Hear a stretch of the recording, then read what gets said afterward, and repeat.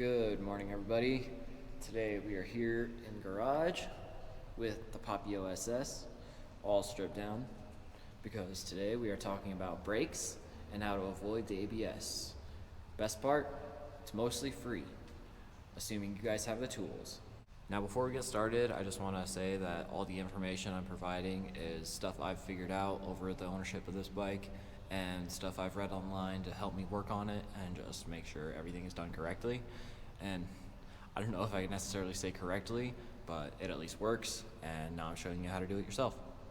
Now I see a lot of people talking online about the ABS and how to avoid it, but it's kind of a pain just because the ABS module and the wheel speed sensor are all connected to each other.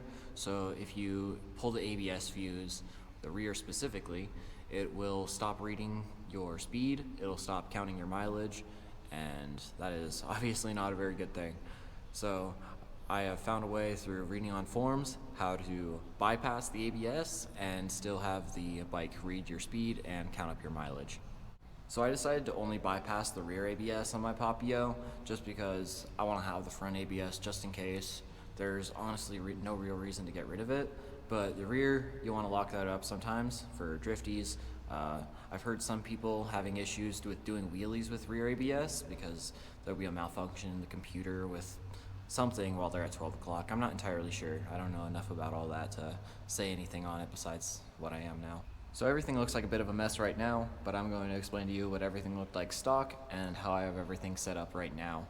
So the first thing we have is this brake line down here, and you may be asking yourself, why the hell is it so long? There's like a foot between the caliper and the master, and that's because the ABS module is way up front.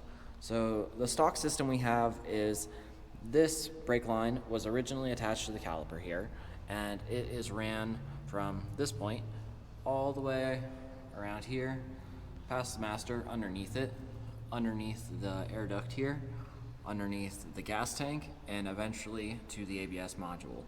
And then you're gonna have another brake line, which is this shorter one that I have attached to the master right here. I'll show you guys that later. Then you have the shorter one coming out of this bolt, and it's looped back the same way, but it connects up to this, which is how the ABS controls itself. So after I removed those two brake lines, I took the shorter of the two, connected it up to the master and the caliper, bled the system, threw some new brake fluid in there, and it's all working good. The front ABS still functions. I can break the rear loose with locking it up, little drifties. And the best part, it doesn't show an ABS light, and it still reads my speed and counts up my mileage. Alright, I got the Papio put back together. There was a couple of things I wanted to mention before we finish off the video. Now that we got the fairings all put on, there really wasn't a good place to tuck the brake line that we used.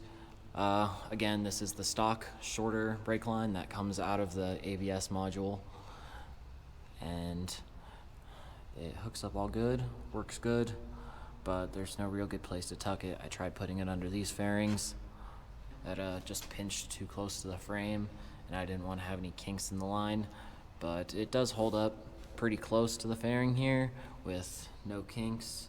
You can use the little hooks that come on the swing arm here that hold the old brake line, and that'll hold it pretty curved and tightly up here, so even if you have a passenger, they're probably not going to hit their foot on it. There's a little room right here. You might be able to zip tie it to the frame just to make it a little bit more sturdy, like if it's at that point, but it's really not all that bad, and it works great.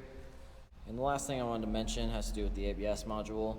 I was worried that when I slammed on the rear brake, the wheel speed sensor would still try to activate the ABS and then spit fluid out of the ABS module. So I did that a couple times before putting the fairings on, as you guys saw in the clips I shot, made sure no fluid spit out of the module, and we're all good there. So the bolts that were originally holding the brake lines onto that, you could just put those back into the module, and you should be all good to go. And if you're getting this deep into your bike, I'm sure this goes without saying, but it's pretty much the same process with the front ABS. You just run a brake line directly from your front master down to your front caliper. You do have to keep the ABS module plugged in or the computer will just freak out. And again, it'll stop reading the speed, it'll stop reading the mileage, it'll make your ABS light turn on. It'll just do a bunch of weird things. So you do have to keep that plugged in. Just keep that in mind. All right, here's a couple clips just to prove to you guys that this works.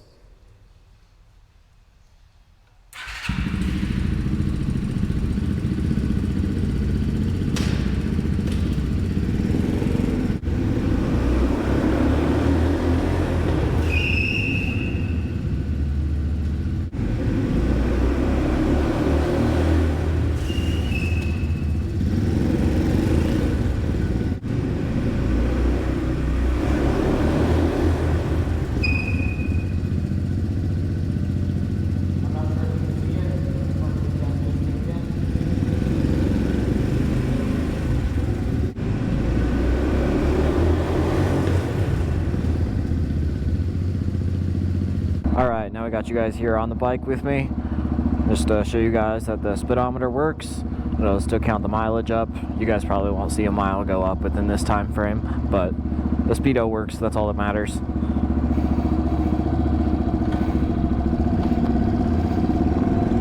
See it go up 5, 6, 7, 8. Go around here, just show you guys the ABS light went off. Grab a whole lot of front brake.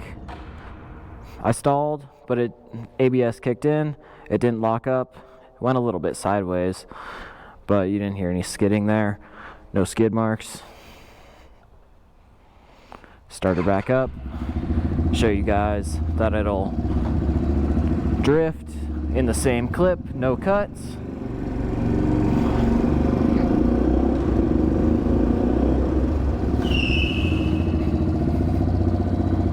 Awesome.